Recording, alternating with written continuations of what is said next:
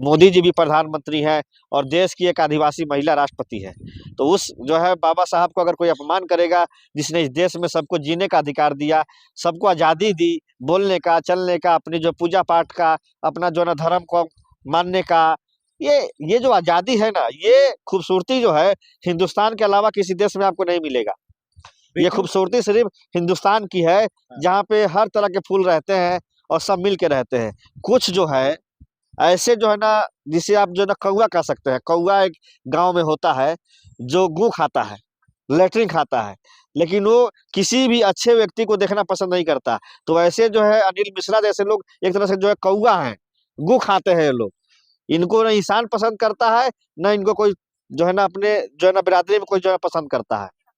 लेकिन सर वो उनका कहना तो सही है, उनकी बात तो सुनेंगे ना आप। वो कह बात रहे हैं कि संविधान उन्होंने लिखा ही नहीं।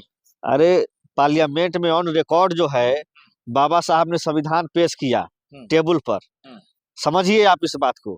और संविधान की जो मेन कमेटी थी उसके अध्यक्ष बाबा साहब थे, और बाबा साहब ने एक एक चीज को उसमें लागू कराया। और तब ही जा करके जो है जिनके गले में हाड़ी हुआ करती थी और जो है ना डांड में झाड़ू हुआ करता था, उन लोग को आजादी किसने दिलाई? बाबा साहब ने दिलाई।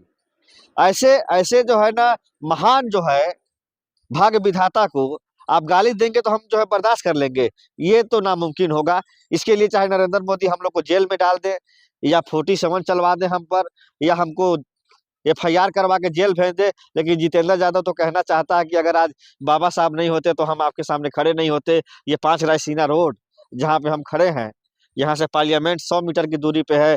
प्रधानमंत्री जी का PMO कार्यालय, डिफेंस मिनिस्ट्री, रक्षा मिनिस्ट्री, होम मिनिस्ट्री, सारा 100 मीटर की दूरी पे है। अगर यहाँ लुटियन जोन में अगर हम बोल रहे हैं और अपनी आवाज रख रहे हैं, तो ये बाबा साहब की दी हुई ताकत से हम रख रहे हैं। और इस ताकत को अगर कोई गाली देगा तो उसके लिए जान देना हो चाहे जान लेना हो, उसमें हम पीछे नहीं हटेंगे। लेकिन बाबा साहब के संविधान के साथ अगर कोई छेड़छाड़ करेगा और बाबा साहब का कोई अपमान करेगा, उसको जूते से मारने का काम अगर जितेंद्र यादव करेगा, इसके लिए हम जेल भी जाएंगे तो जाएंगे, लेकिन जूते जरूर मारेंगे। अम्बेडकर जी या संविधान से इन लोगों को, अनिल मिश्रा जैसे लोगों को इतनी नफरत क्यों है, चिढ़ क्यों है? नफरत इसलिए है कि आपको याद होगा कि रामनाथ कोविंद जो है राष्ट्रपति हुआ करते थे।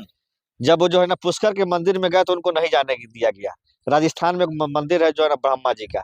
आप समझिए कि जो है ना समांतवादी और जो है मनुवादी लोगों के दिल में कितना जो है पीड़ा है, कि एक जो है उत्तर प्रदेश के चीफ सेक्रेटरी थे जो है ना पूनिया जी, वो जो एक मंदिर में गए तो मंदिर को जो है ना गंगा जल से धुलवाया गया। अरे उनसे छोड़िए, अखिलेश यादव जी को देख लीजिए, यदुवंशी कहते हैं खुद को, भगवान श्री कृष्ण का अपने आप को जो है ना वंशज बताते हैं। जब उन्होंने अपना यूपी आवास खाली किया, मुख्यमंत्री आवास, तो उसको जो है ना योगी सरकार ने गंगा जल से धुलवाया। आप समझिए, गंगा जल से जो है ना धुलवाया जा रहा है। एक झारखंड का कैबिनेट मंत्री था, वो अयोध्या में चला गया राम जी के दर्शन करने। कुछ देर के बाद वीडियो आ रही है कि उसको गंगा जल से राम जी को शुद्ध किया जा रहा है।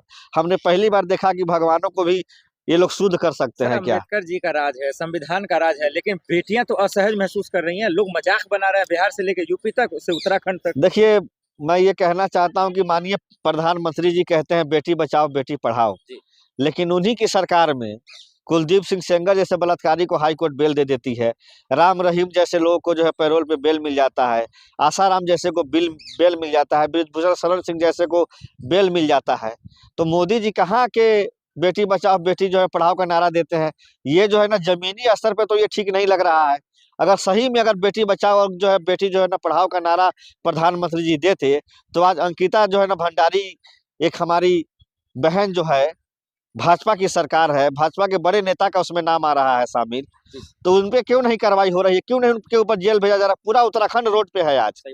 और उसी उत्तराखंड का एक नीच आदमी, वो भी भारतीय जनता पार्टी की जो है सरकार में मंत्री है, वो महिला बाल विकास मंत्री हैं, वो भी एक माननीय महिला है। उनके पति का ये कहना कि बिहार में 20,000 में 25,000 में लड़कियां मिलती हैं बच्चे पैदा करने के लिए। हम बिहार के रहने वाले हैं, हम तो हर स्टेट के माँ बहनों का सम्मान करना जानते हैं। हम तो सबके लिए नहीं कहेंगे, लेकिन उस मंत्री से हम कहना चाहते हैं कि आपके घर में अगर बेटी है तो बताइए क्या रेट है उसका। उसके लिए जितेंद्र यादव अकेला ही ऐसा बिहारी है जिसको जो है खरीदने की हिम्मत रखता है। लेकिन आप भी तो उसी की भाषा बोलने लगे ना। नहीं, उसकी भाषा हम बोलने के लिए मजबूर हुए हैं ना, हम मजबूर हुए हैं। ऐसे लोगों को इसी भाषा में जवाब देना चाहिए। उसकी हिम्मत कैसे हुई कि हमारे बिहार की बहन बेटियों का इज्जत के लिए वो जो है ना 20-25 हजार कह रहा है, तो हम पूरे उत्तराखंड की माँ बहनों को नहीं कह रहे हैं, हम उस बीजेपी के मंत्री और उस के बयान दिए हुए व्यक्ति को कह रहे हैं कि तुम्हारे घर में बेटी है, उसकी कीमत लगाओ। हम अकेले जो है ना बिहार के, हम अकेले हैं जितेंद्र यादव, हम जो है ना खरीद लेंगे नीतीश जी ने और भी उसको हम इज्जत से अपने घर में रखेंगे। ये नहीं कि सिर्फ बच्चे पैदा करेंगे। नीतीश जी भी हिजाब उतार लेते हैं, क्या मजाक बना रखा है इन लोगों ने? देखिए नीतीश बेटी बचाओ कुमार, बेटी पढ़ाओ का देखिए नारा देते नीतीश कुमार जी मानसिक संतुलन से बिगड़ चुके हैं, अस्वस्थ मुख्यमंत्री हैं वो। ऐसे जो है मुख्यमंत्री जो है बिहार में नहीं होना चाहिए।